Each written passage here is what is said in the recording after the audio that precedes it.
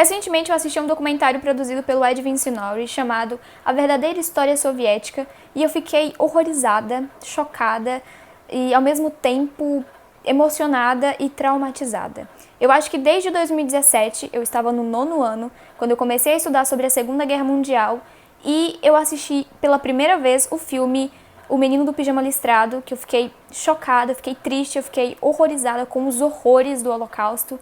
Então assim, dessa vez eu fiquei mais aterrorizada ainda. E eu confesso pra vocês que eu não imaginava que a história da União Soviética fosse tão cruel e tão horrível quanto a da Alemanha nazista. E outra coisa, eu não sabia que existia produções audiovisuais falando sobre esse assunto, porque geralmente a gente consegue encontrar falando sobre o Holocausto, sobre os sobreviventes do Holocausto, sobre como que era a vida nos campos de concentração.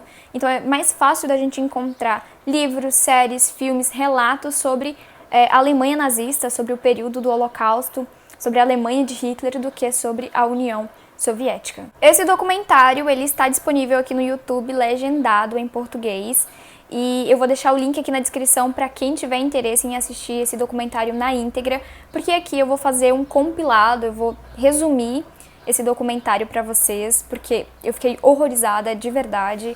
E assim, eu assisti esse documentário 2 vezes. A primeira vez eu assisti sem nenhum intuito de gravar um vídeo ou coisa do tipo, só que quando eu terminei de assistir a esse documentário, a esse filme, eu fiquei tão chocada, tão triste, tão horrorizada com isso, como que a humanidade chegou nesse ponto, sabe? E aí eu decidi assistir novamente para poder fazer anotações e conseguir gravar esse vídeo aqui para vocês. No documentário, a gente vai ter uma ligação entre o marxismo, a Alemanha nazista e a União Soviética. E basicamente a gente vai percebendo ao longo do documentário que as pessoas elas não eram mortas somente pelos nazistas, mas também pela União Soviética, que eram os seus aliados. E algo que vale ressaltar é que a União Soviética, eles matavam muito antes de se aliarem aos nazistas. Na União Soviética, as pessoas morriam de fome, torturadas e também fuziladas. E muitas vítimas foram enterradas vivas e jogadas dentro de valas. E as memórias dessas pessoas, elas foram completamente apagadas da história. Mas afinal, o comunismo não é o nazismo. O comunismo é paz, é amor, é saúde, é alegria, é harmonia, é fraternidade, é solidariedade, é igualdade. Só que não. Lenin acreditava na guerra de classes, onde a harmonia só seria atingida se certos grupos de pessoas fossem exterminadas. Quando os comunistas chegavam ao poder, fosse na Polônia, Cuba, China, Nicarágua, eles destruíam 10% da população, tentando reestruturar a sociedade. Em 1917, os comunistas tomaram o poder na União Soviética e agora Lenin teria a oportunidade e a chance de pôr em prática o marxismo. E ainda existem pessoas para comemorarem a história de vida de Lenin. Alguns dias atrás, eu estava navegando no Instagram e eu me deparei com um post de uma página comemorando 151 anos de Lenin. No caso, se ele estivesse vivo, ele estaria fazendo 151 anos. E como eu não posso ler aqui para vocês, porque eu estou gravando com o celular, eu anotei esse post. O post vai estar aparecendo aqui na tela para vocês verem.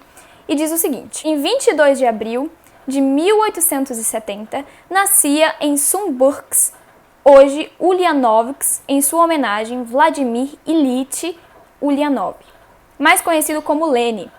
Se nos dias atuais mantemos em nossos corações e lutas a esperança em profundas mudanças no mundo, muito devemos a esse camarada. Revolucionário, comunista e teórico, teve um papel fundamental na Revolução Russa, que serviu como chefe de governo da Rússia Soviética de 1917 a 1924 e da União Soviética de 1922 até a sua morte. A ideologia marxista de Lenin foi amplamente difundida.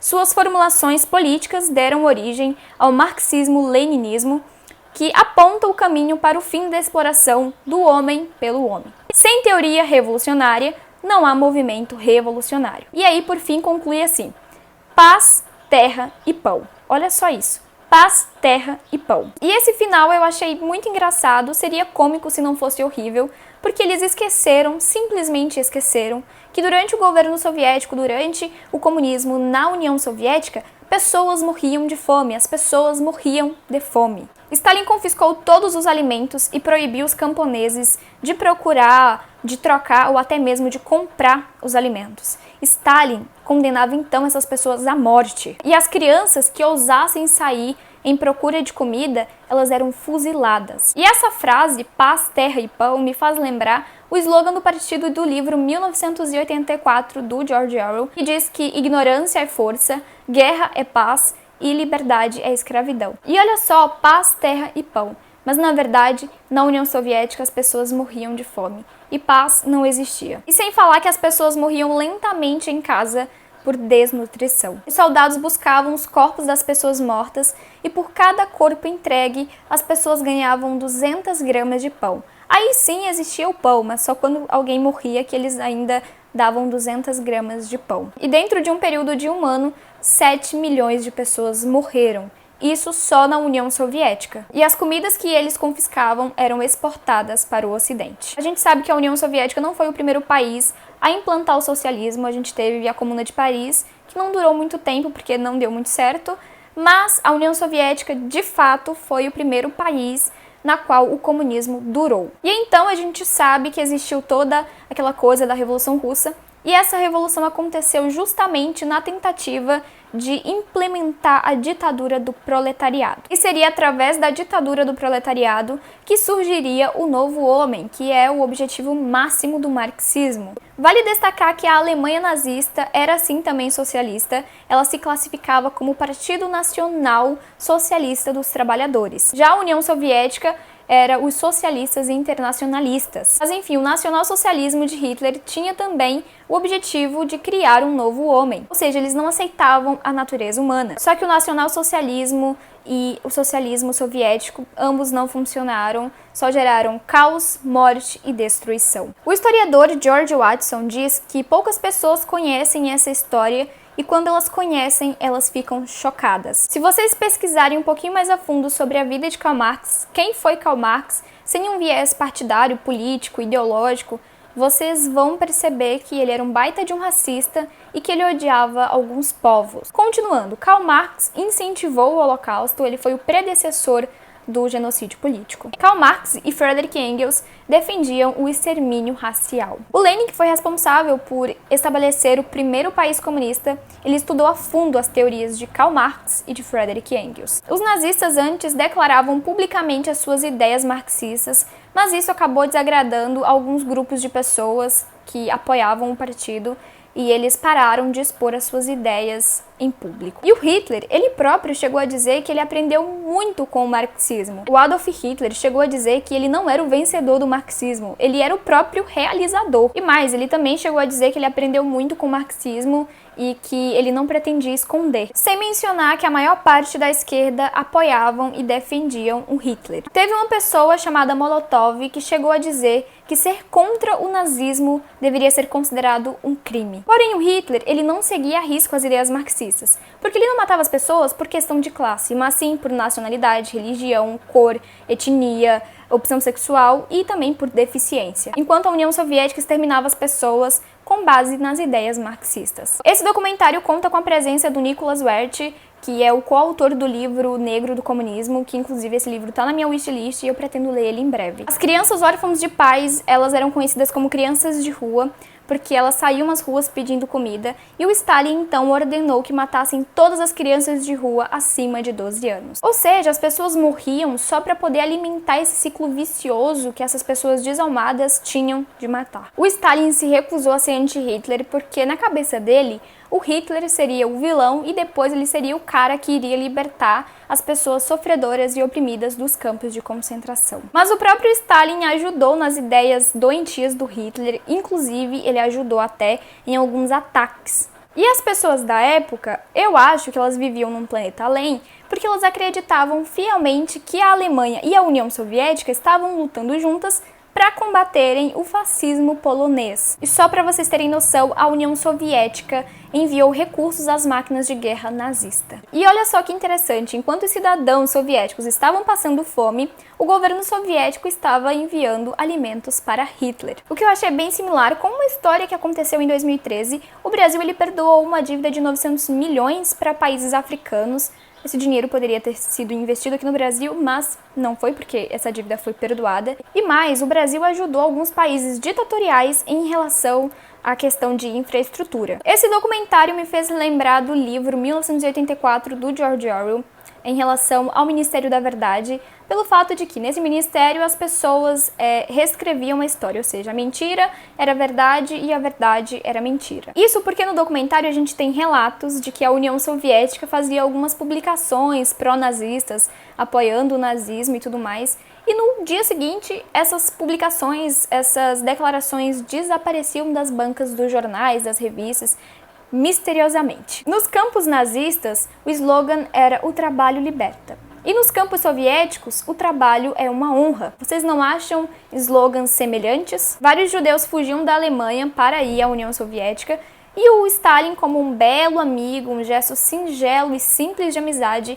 ele devolvia essas pessoas para o Hitler. Moscou não aceita a natureza criminosa da União Soviética e qualquer documento que prove o contrário é declarado por eles como um documento falso. Teve um historiador chamado David Irving que ficou famoso por ter negado a existência do Holocausto. E existem também pessoas que negam a existência do Holodomor, dos Gulag, da existência dessa natureza criminosa da União Soviética, enfim. O ex-ministro de Defesa da Rússia, ele declarou que a União Soviética ter ajudado Hitler na luta contra os judeus foi uma causa nobre, era uma causa nobre, porque ambos estavam combatendo o fascismo.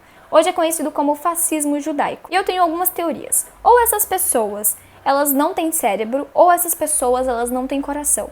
Ou pior, elas não têm os dois, nem coração, nem cérebro. Porque pra mim, negar a existência do Holocausto e negar a existência dos horrores da União Soviética é algo horrível, é algo desumano. E mais, vale ressaltar também que os comunistas eles não matavam apenas os seus inimigos, mas também os seus próprios amigos, camaradas. Exemplo disso, a gente tem o coitado do Trotsky, que morreu com uma machadada na cabeça a mando de Stalin. E assim, esses camaradas eles eram unidos por um laço em comum, uma infinidade de crimes e atrocidades. As vítimas da União Soviética eram torturadas, tinham suas unhas arrancadas, dentes, língua, crânios perfurados por pregos, e os prisioneiros eram usados como experimentos médicos. A Segunda Guerra Mundial teve mais de 27 milhões de cidadãos soviéticos mortos, e o Partido Comunista sempre tentou reduzir esse número, porque apenas uma fração foi morta pelos alemães. Temos também no documentário relatos de sobreviventes do horror soviético, e é muito triste saber que essas pessoas elas não são tão conhecidas assim. E eu acho que os relatos dos sobreviventes do Holocausto e também dos horrores da União Soviética deveriam ser mais conhecidos para que essa história horrível, essa coisa horrível que aconteceu na humanidade nunca mais possa acontecer novamente. Existem alguns desenhos que foram feitos por um carcereiro que trabalhou por 33 anos no sistema prisional soviético, e esses desenhos eles são muito fortes. O nome desse carcereiro vai estar aparecendo aqui na tela porque eu não sei pronunciar, e esses desenhos que aparecem no documentário eu já tinha visto eles antes num post no Twitter. Eu procurei novamente o post, consegui o link e eu vou deixar aqui na descrição para quem quiser ver esses desenhos com mais cautela, mais calma e analisar. Nesses desenhos o que a gente consegue perceber é que as principais vítimas eram as mulheres. Mas lembrem-se, a Alexandra Kollontai, uma das representantes do feminismo, ela lutou ativamente durante a Revolução Russa e era melhor amiga ali do Lenin e do Stalin. E digo mais, o feminismo ele é um movimento político baseado nas ideias marxistas. No final do documentário existe fortemente uma crítica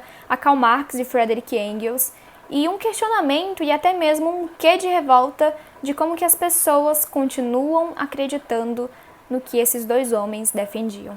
Looking at this grey monument in the very center of Europe, one can't help thinking that it stands here because, deep in hearts, many Europeans still believe in what these two men so persistently maintain. Quando as nações inferiores são exterminadas, isso não pode ser visto como um crime, porque abriu caminhos para que as nações mais avançadas construam uma vida melhor. While the spectre of these two men is haunting Europe, it will be very hard for its various nations to be truly united.